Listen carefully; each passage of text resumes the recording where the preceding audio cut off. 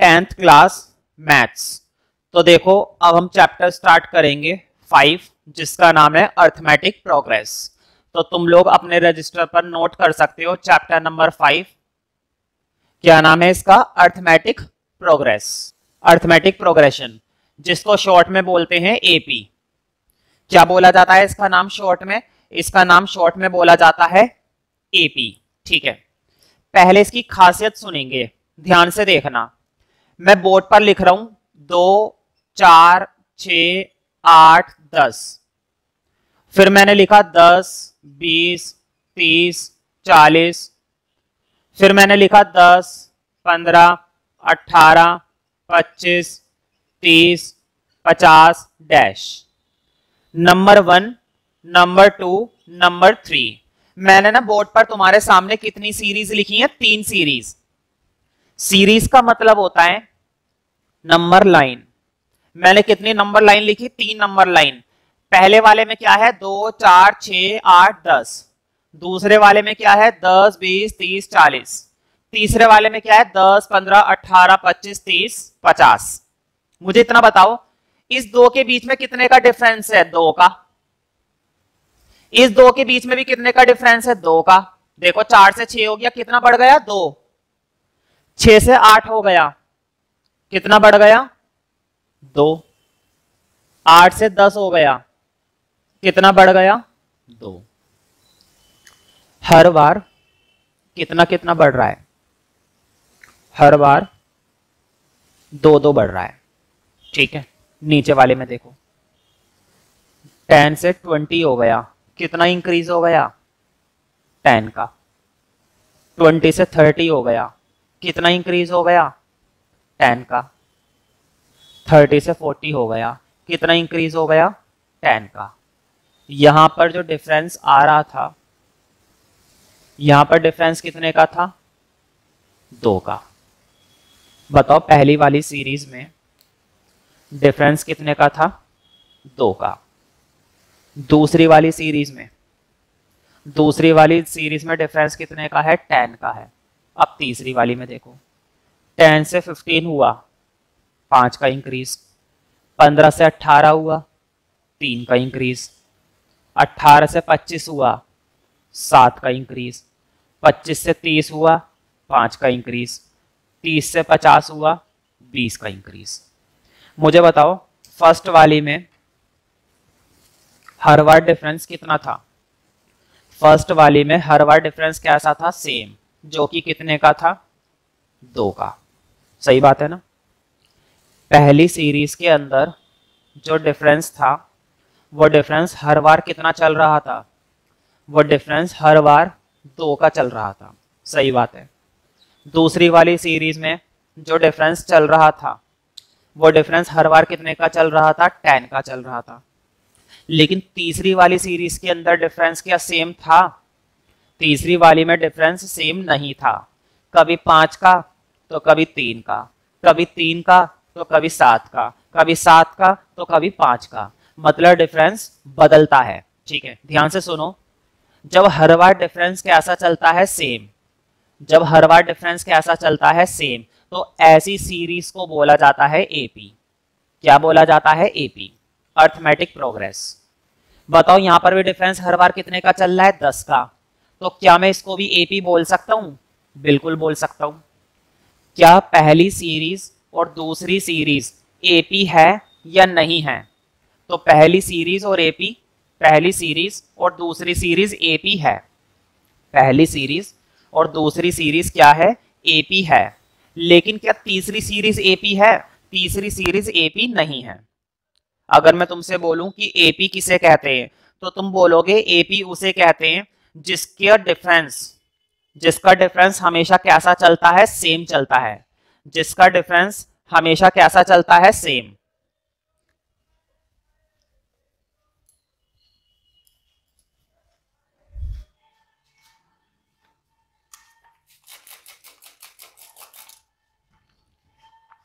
जिसका डिफरेंस हमेशा कैसा चलता हो? सेम चलता हो। क्योंकि डिफरेंस जो है हर बार क्या चलेगा? सेम। तो इसका नाम होता है कॉमन डिफरेंस। इस डिफरेंस को क्या बोलते हैं? इस डिफरेंस को किस नाम से जाना जाता है? Common difference.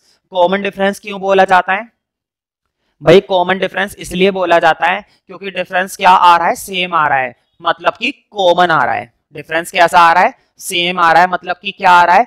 कॉमन आ रहा है। तो ये है इसका सिंपल सा मीनिंग। ठीक है, तो तुम लोग अब एनसीईआरटी खोल सकते हो और एनसीईआरटी खोलने पर चैप्टर 5 निकालने पर एक्सरसाइज 5.1 ओपन कर लो। एक्सरसाइज 5.1 खोल लो और एक्सरसाइज 5.1 के अंदर हम सीधा शुरुआत करेंगे क्वेश्चन नंबर 2 से। तुम क्वेश्चन नंबर 2 कर सकते हो स्टार्ट, क्वेश्चन नंबर 1 को क्रॉस कर देना। क्वेश्चन नंबर 1 नहीं करेंगे, क्वेश्चन नंबर 2 से स्टार्ट करेंगे हम सीधा। कहां से स्टार्ट करेंगे? क्वेश्चन नंबर 2 से।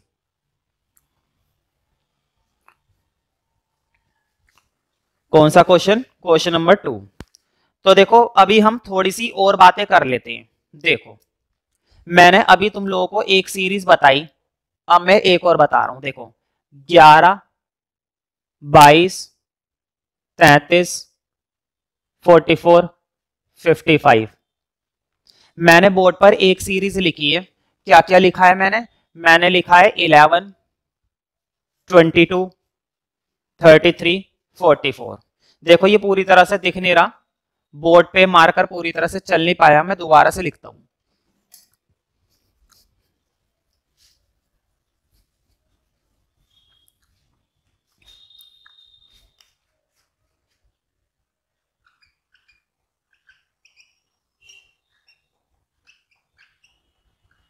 ठीक है, ये मैंने लिख दी दोबारा से, अब तुम्हें प्रॉपर विजिबल हो जाएगा। देखो मुझे बताओ डिफरेंस कितने का है? 11 से 22। देखो कैसे निकालेंगे डिफरेंस। डिफरेंस निकालना बहुत आसान है। बोर्ड पे देखो, आगे वाली में से पीछे वाली माइनस, 22 में से 11। बताओ 22 में से 11 गए, कितने बचेंगे? 11। सही बात है ना? दूसरा डिफरेंस निकालो। देखो 33 में से पीछे वाली, 33 में से पीछे वाली कौन सी है? 22। तो 33 में से माइनस करी पीछे वाली, यानी कि 33 में से 22 गए 11। फिर से डिफरेंस कैसा आ गया? 11। मुझे बताओ क्या डिफरेंस फिर से सेम आया या नहीं आया? डिफरेंस हमारा फिर से क्या आ गया? सेम आ गया। तो क्या तुम इस सीरीज को एपी बोलोगे? बिल्कुल, इस सीरीज को एपी बोला जाएगा और निश्चित तौर पर बोला जाएगा। This series referred as AP. अब देखो एपी की जो पहली वाली टर्म होती है ना, एपी की जो पहली वाली टर्म होती है, इसको किस नाम से जाना जाता है? ए से। पहली टर्म को क्या बोलते हैं? पहली टर्म को ए बोलते हैं। ए का मतलब होता है फर्स्ट टर्म। ए को क्या बोलते हैं? First term. तो बताओ इसको क्या बोलेंगे? इसको बोलेंगे A2। A2 का मतलब होता है सेकंड टर्म। A2 का क्या मतलब होता है? A2 का मतलब होता है सेकंड टर्म। इसको क्या बोलोगे? इसको बोलोगे A3। A3 का मतलब क्या होता है? Third term. अब समझ में आया? देखो ये है पहली टर्म, दूसरी टर्म, तीसरी टर्म, चौथी टर्म और पांचवी टर्म।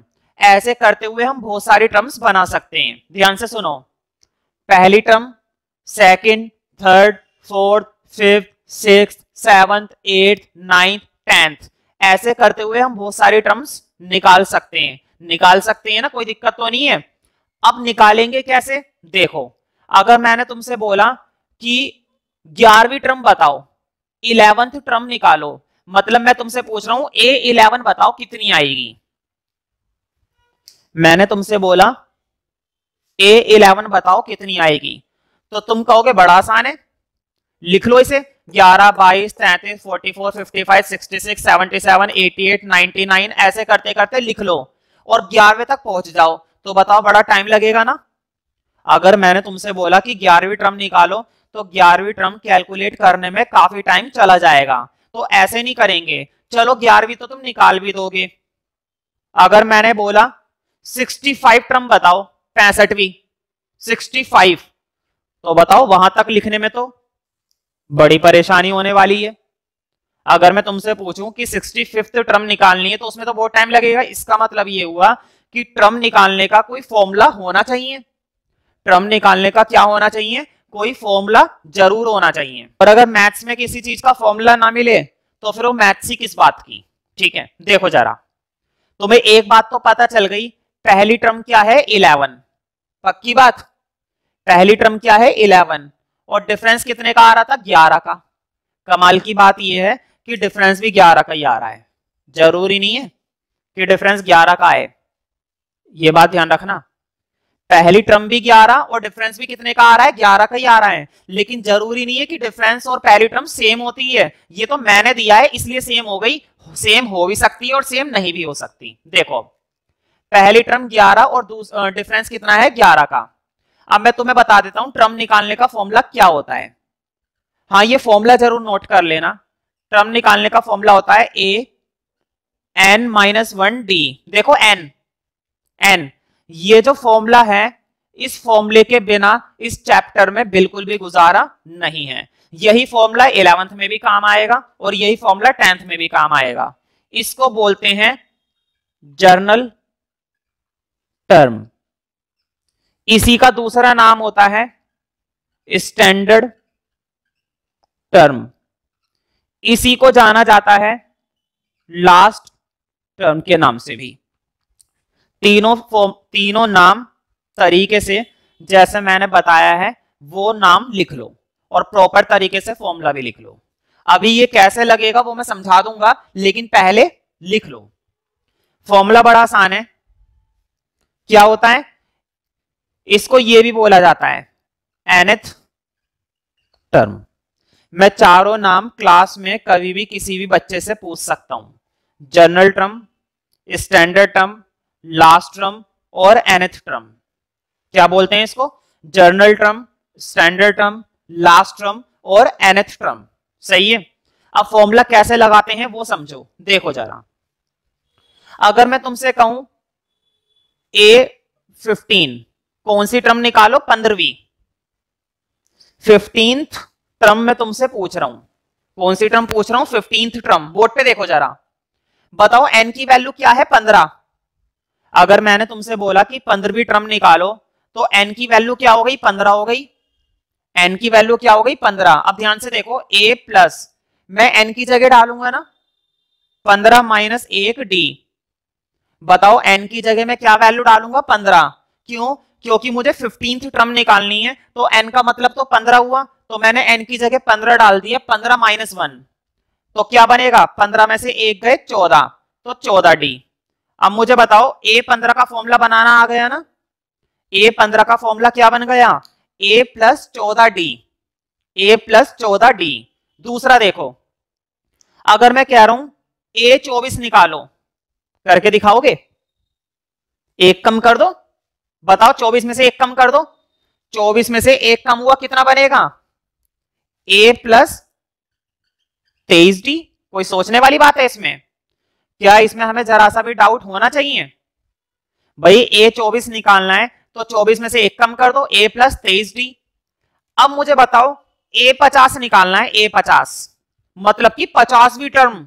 सोचो अगर हमको ये लिखना पड़ जाता तो कितना टाइम लगता, लेकिन इस फॉर्मूले से 2 मिनट में निकल आएगी। देखो a प्लस एक कम कर दो, 50 में से एक कम करोगे 49, 49d।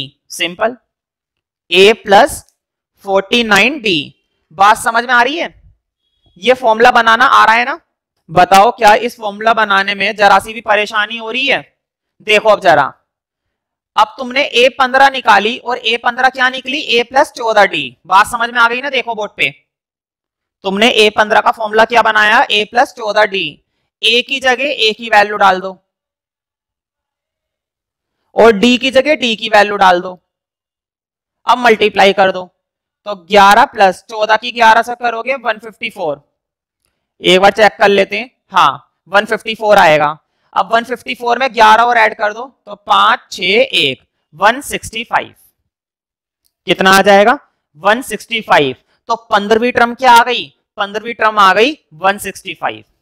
अब देखो जरा 24वीं टर्म बताओ, बोर्ड पे देखो 24वीं टर्म, a की जगह a की वैल्यू डाल दो और d की जगह d की वैल्यू डाल दो।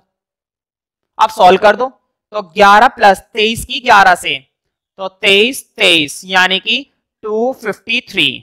और 253 में 11 ऐड करेंगे 264। तो तुम देख रहे हो कि मैं उस फॉर्मूले का इस्तेमाल करके कितनी आसानी से धड़ाधड़ टर्म्स निकाल रहा हूं। अब एक होमवर्क तुम्हारा है कि 50वीं टर्म तुम खुद कैलकुलेट करो। कर पाओगे? 50वीं टर्म तुम खुद से बनाओ। बना सकते हो ना? बड़ा आसान काम है। तो देखो इस सीरीज के लिए, इस एक्सरसाइज के लिए इतना बेसिक देना काफी है। अब हम स्टार्ट कर सकते हैं क्वेश्चन नंबर 2 से। देखो क्वेश्चन नंबर 2 क्या है? Right first 4 terms. वो कह रहा है शुरू की 4 टर्म निकालिए। फर्स्ट 4 का क्या मतलब है? फर्स्ट 4 का मतलब है शुरू की 4 टर्म्स वो कैलकुलेट करवा रहा है। हमसे वो कितनी टर्म्स पूछ रहा है? शुरू की 4 terms, first 4 terms of the AP. ठीक है, तो देखो शुरू की 4 टर्म का क्या मतलब हुआ? A1, A2, A3, A4। ये वो कैलकुलेट करवाना चाहता है। सही बात है ना? अब देखो वो क्या कह रहा है? When the first term and the common difference are as given follow। और देखो कितना ईमानदार है, उसने हमको कॉमन डिफरेंस और a दे रखा है। फर्स्ट पार्ट में a की वैल्यू कितनी बताई है? 10, और d की वैल्यू भी कितनी बताई है? 10। फर्स्ट पार्ट में क्वेश्चन ने हमको a की वैल्यू भी 10 और d की वैल्यू भी 10। ठीक है, और बोला है कि शुरू की 4 टर्म निकालो। देखो जरा, मुझे बताओ। चलो पहले मैं तुम्हें 4 निकाल के दिखाता हूं। अभी अभी मैंने तुम्हें फॉर्मूला बनाना सिखाया था। अगर 4th टर्म निकालनी है तो एक कम कर दो, a + 3d। कोई परेशानी, कोई दिक्कत, कोई जलन है ना? कुछ नहीं ना। देखो a4 निकालनी है तो एक कम कर दिया, क्या कर दिया? a + 3d। बताओ a3 निकालनी है, देखो तीसरी a3 निकालनी है, एक कम कर दो, a + 2d। बात समझ में आ रही है? कोई सी भी टर्म निकालनी हो, क्या कर दो? एक कम कर दो। 10वीं निकालनी है, a + 9d। समझ रहे हो? 24वीं निकालनी है, a + 23d। सिंपल, इतना इजी काम है दुनिया में। मुझे नहीं लगता कि 10th क्लास के मैथ्स के स्टूडेंट्स के लिए ये कोई बहुत बड़ी चीज है। अब वैल्यू डाल दो। देखो a की जगह a की वैल्यू और d की जगह d की वैल्यू। कितना बनेगा? 10 × 3 30 और +10 40। अब इसकी वैल्यू a + 2d की, तो 10 + 2 और d की जगह फिर से 10, तो 20 + 10 30।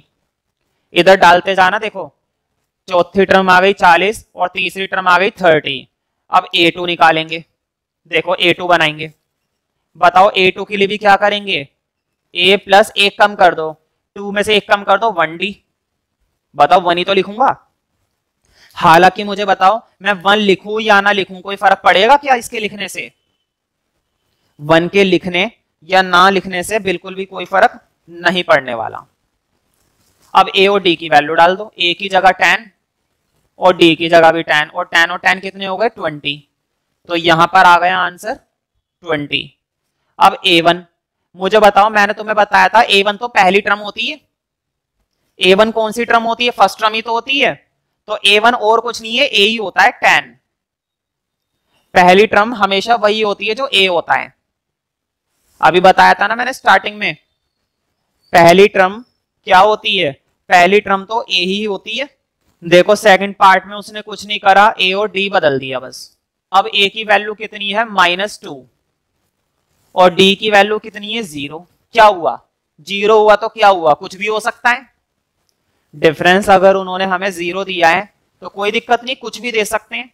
और क्वेश्चन वही है, फिर से 4 टर्म पूछिए।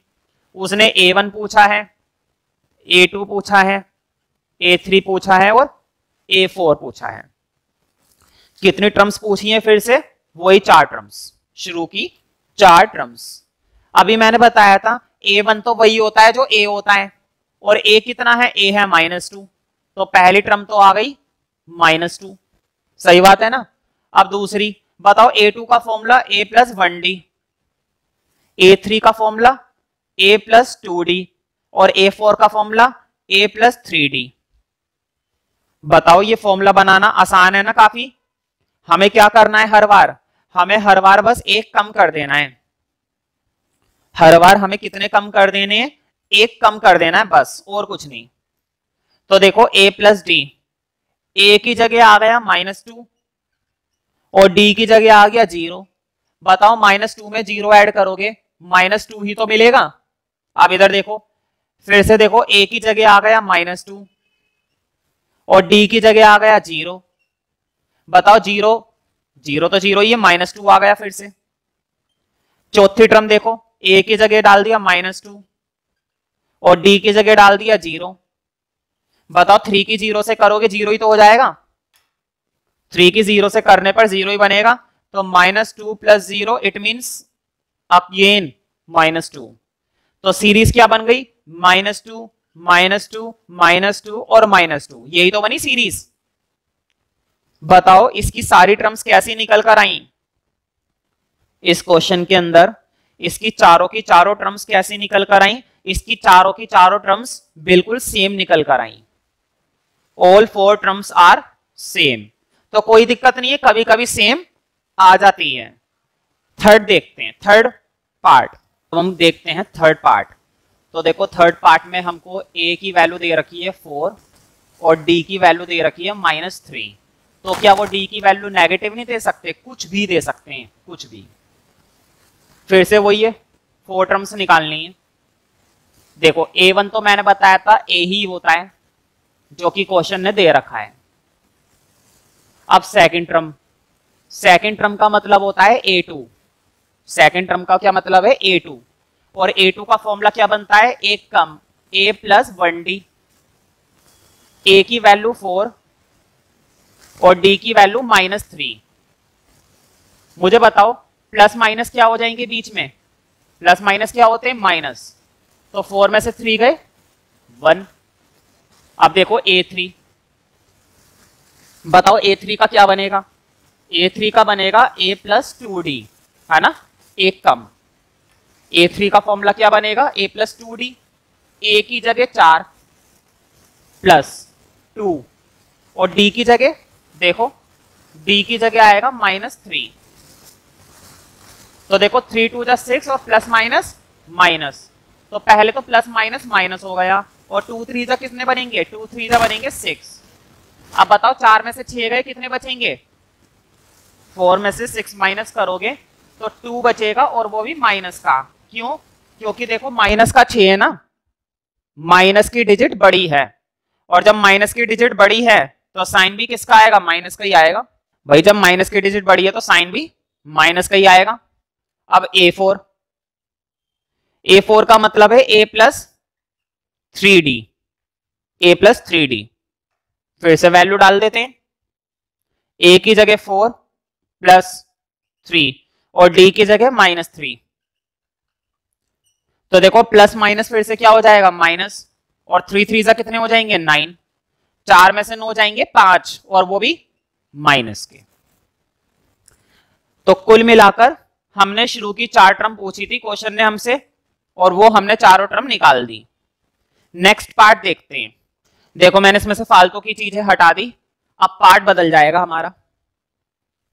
फोर्थ पार्ट है, इस बार a की वैल्यू -1 है और d की वैल्यू 1/2, सही है ना, d की वैल्यू है 1/2।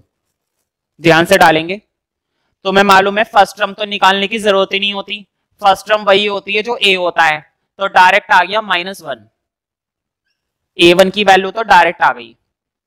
अब देखो a2 a प्लस 1d, तो a की जगह -1 प्लस d की जगह 1/2। मुझे बताओ क्या लेना पड़ेगा हमें, एलसीएम। इसके नीचे कुछ नहीं है तो क्या है 1। 10th क्लास के बच्चों के लिए ये एलसीएम लेना कोई बहुत बड़ी बात नहीं है। देखो फिर भी मैं जरूर समझाऊंगा।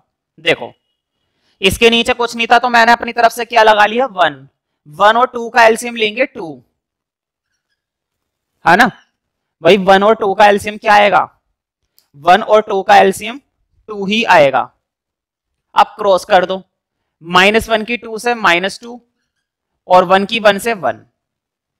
बताओ माइनस के 2 में से प्लस का 1 जाएगा तो माइनस का 1 बचा, अपॉन में 2। सिंपल है। अगर इस तरह की सिंप्लीफिकेशन नहीं आती है तो तुम लोग अलग से पूछ सकते हो, मैं अलग से सिखाने के लिए तैयार हूं। अब अगला देखो, a प्लस 2d, a की जगह आ गया -1 प्लस 2 और d की जगह आ गया 1/2। सही बात है ना। देखो इस बार 2 ऊपर है और 2 नीचे है तो 2 से 2 कट जाएगा, 2 से तो 2 कट गया, तो माइनस का 1 प्लस 2 से तो 2 कट गया, यहां से बचा 1 और माइनस का 1 प्लस के 1 से कट गया, तो आंसर क्या आ गया 0। तो तीसरी टर्म कितनी आ गई, थर्ड टर्म कितनी आ गई, 0 आ जाती है। अब देखो a की वैल्यू फिर से डाल दो -1 और d की जगह d की वैल्यू डाल दो 1/2, है ना। तो -1 प्लस 3/2, 3 की 1 से करने पर फिर से क्या लेना पड़ेगा, एलसीएम। इसके नीचे कुछ नहीं है तो 1 लगा लो। अब एलसीएम लो, देखो जरा बोर्ड पे एक बार फिर से देखना। 1 के साथ हम किसी का भी एलसीएम लेते हैं वही आता है, it means it will again 2। तो देखो 1 के साथ तुम 2 का एलसीएम लोगे 2 ही आएगा। अब क्रॉस कर दो, देखो क्रॉस ऐसे, -1 की 2 से कर दो -2 और 1 की 3 से कर दो 3, तो क्या बनेगा, 3 में से 2 गए, 3 में से 2 गए 1, तो 1/2। 3 में से 2 गए, कितने बचेंगे 1, तो 1/2। तो कितनी आसानी से हम हर एक पार्ट सॉल्व करे जा रहे हैं। बिल्कुल इसी तरीके से फिफ्थ पार्ट भी कर देंगे, ठीक है। तो चलो मैं फिफ्थ पार्ट भी करा देता हूं, आखिरी पार्ट भी क्या छोड़ना। a की वैल्यू है -1.25 और d की वैल्यू है -0.25। एक तो दोनों के दोनों डेसिमल दिए हैं और दोनों के दोनों नेगेटिव हैं। खैर हमारे आंसर पर थोड़ी ना फर्क पड़ेगा, हमारा तो तरीका वही रहेगा। फर्स्ट टर्म तो तुम्हें मालूम है फर्स्ट टर्म वही होती है, तो ये तो बिना कुछ करे आ गई। पहली टर्म की वैल्यू तो बिना कुछ करे ही आ गई। अब सेकंड टर्म, सेकंड टर्म का फॉर्मूला होता है a प्लस 1d। तो a की जगह डाल दो -1.25 और d की जगह डाल दो माइनस का 0.25। मैं ब्रैकेट है ना इसलिए लगा देता हूं d में, क्योंकि नेगेटिव आ गया। जब नेगेटिव आ जाए तो बढ़िया रहता है कि तुम क्या लगाकर चलो, ब्रैकेट। तो माइनस का 1.25 और प्लस माइनस माइनस 0.25। बताओ माइनस माइनस क्या होते हैं, प्लस होते हैं। माइनस माइनस क्या होते हैं, प्लस। तो 1.25 में 0.25 ऐड करना है, तो 5 और 5 10 की 0 हासिल, 1 और 5 और 0 ये 1, तो आंसर आएगा -1.5। अगर ये डेसिमल वगैरह वाले ऐड करना या सब्ट्रैक्ट करना नहीं आता है, मल्टीप्लाई वगैरह करना नहीं आता है, तो इसमें कोई बुरी बात नहीं है, लेकिन खुलकर तुम पूछो तब। आता भी नहीं है और पूछ भी नहीं रहे हो तो फिर गलत बात है ना। और अगर पहले से ही आता है तो इससे अच्छी बात तो कोई है ही नहीं, ठीक है। लेकिन अगर किसी को नहीं आता है तो मुझसे अलग से पूछो, मैं बता दूंगा और जरूर बताऊंगा। अब हम निकालेंगे थर्ड टर्म, तीसरी टर्म। तो a3 का फॉर्मूला बन गया a प्लस 2d, है ना। अब a की वैल्यू -1.25 प्लस d की वैल्यू -0.25। देखो सबसे पहले तो प्लस माइनस क्या हो जाएगा, माइनस, और 2 से मल्टीप्लाई कर दो 0.25 की। 0.25 की 2 से मल्टीप्लाई करोगे तो कितना आएगा भाई, 0.25 की 2 से मल्टीप्लाई करोगे तो 0.5 आएगा, 0.50 वैसे। अब माइनस का 1.25 और 0.5 इसको ऐड कर लो, 1.25 0.5।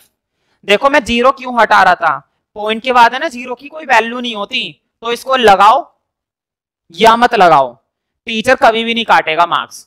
लगा दोगे तो भी कोई दिक्कत नहीं है, नहीं लगाओगे तो भी कोई दिक्कत नहीं है, ठीक है। तो जब उसकी जरूरत ही नहीं है तो लगाओ या मत लगाओ, ठीक है। अब देखो 1.25 में 0.5 ऐड करने, क्योंकि माइनस माइनस क्या होते हैं, माइनस माइनस प्लस होते हैं, तो मैं इसको ऐड कर रहा हूं।